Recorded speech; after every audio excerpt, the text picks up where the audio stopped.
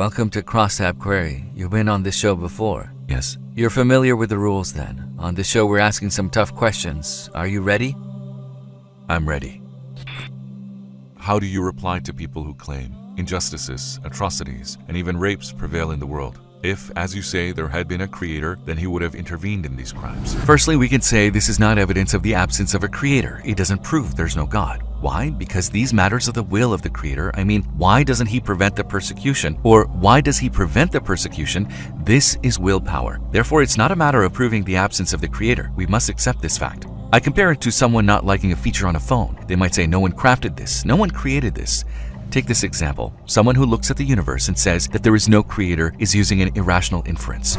Then why doesn't Allah come up with a solution? The thing is, He came up with a solution. With the Quran and Sunnah, we can see the solution. First, let's accept this. It's about the free will of people.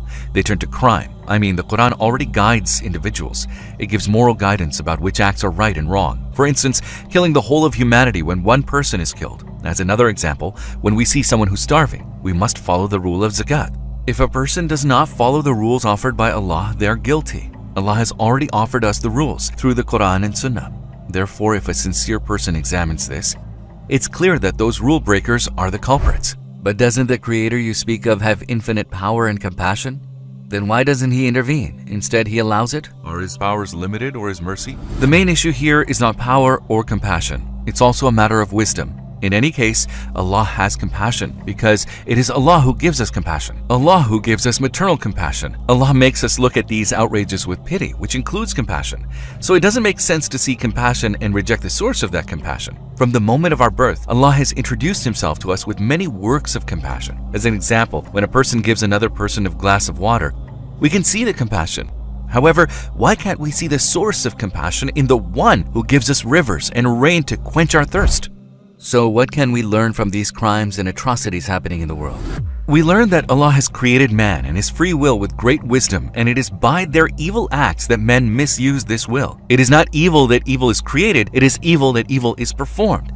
This quote means that free will is not evil. The evil is choosing to use free will to conduct evil acts. Let's look at fire as an example. Fire has many benefits. Just because a person chooses to put his hand in the fire, we can't say the existence of fire is evil. Just like this, free will has many benefits. The existence of will makes a human and gives him the ability to distinguish between good and evil. If someone uses free will to sin, to rape someone, that will be their evil, their sin. Otherwise, the existence of will and the existence of man cannot be called evil. There is great wisdom in this, as there are great benefits in Allah's creation of free will in man. Just because of the wickedness of a minority, we can't call free will evil. We say that these people are evil. I don't quite understand your answer. Let me give you an example. There are many benefits to making a knife and having a knife, but if a person uses a knife to kill someone, we can't infer that a few people have been killed. So it's evil to make a knife, and the one who makes a knife is a terrible person. So just like this example, there's no evil in Allah's creation of things, but we say that there is evil in people abusing these creations. Therefore, it is not evil for Allah to create things, but evil for man to abuse them. Rapes, severe cruelty to young children. And what about these? As we have just given in the examples, there is no evil in Allah's creation. Each person is responsible for their choices. For example, it is not evil for Allah to create lustful feelings. A lot of good comes from this. There are many benefits, such as people getting married, ensuring happiness between them, and building family relationships. But it is the will of a person to abuse this lustful feeling by perpetrating a rape. Committing evil makes it his evil. So what do we learn from this example? It is not evil for Allah to create these feelings. There are many benefits, but choosing to use it for evil makes it that person's responsibility and their evil. Yes, what you said makes sense. So aren't the rape victims faultless? Why be upset about the troubles of characters in the middle of a movie when we know there's a happy ending? We wouldn't. Why? Because we know the end. For example, a person has a nightmare which feels like it lasts for many years. When they wake up from this dream, 1 cup of water can remove all of the distress. Just a glass of water. In real life too, people can suffer severe problems, but when they have a nice dream, someone can forget their real life troubles. How can Allah, that who can remove our troubles with a simple dream, not ensure that we will forget the troubles of this life with the eternal reward of heaven? For someone who knows the hereafter and knows about heaven, the troubles in this world will seem trivial. Well, I understand, but couldn't Allah have prevented these outrages? Couldn't Allah have prevented the rapes? Of course He can prevent it, but we said that Allah's judgment is absolute. Accordingly, He always does the most valuable and logical thing. Otherwise, courts and trials would completely disappear.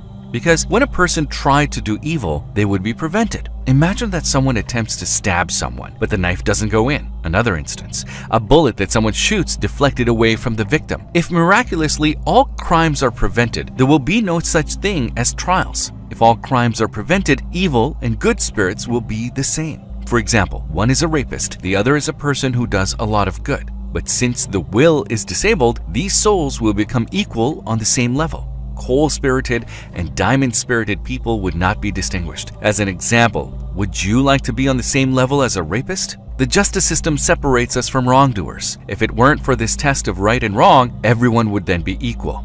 In this situation, that would be an utterly unwise matter. And because Allah is the absolute judge, He will not intervene. I have one last question. Wouldn't the world be a better place without pain? As you said, there's a place called heaven, but when we imagine this world as heaven, we ask, why are there calamities? Couldn't it be a better place? But the place we have mentioned is Jannah. The world is a training ground for going to Jannah. In the training field, of course, there will be tests. As a result of these tests, we can progress spiritually. If we look at this earth as a place where we can develop ourselves. Well, all this makes sense if Jannah exists. Can you prove the existence of Jannah to me? Let's imagine that Sinan the architect is building a new building, say a 10-story building. If someone came and said, he's not going to build the roof of this building and he's just going to leave, no one would believe that. Why? Because everyone knows how wise Sinan the architect is.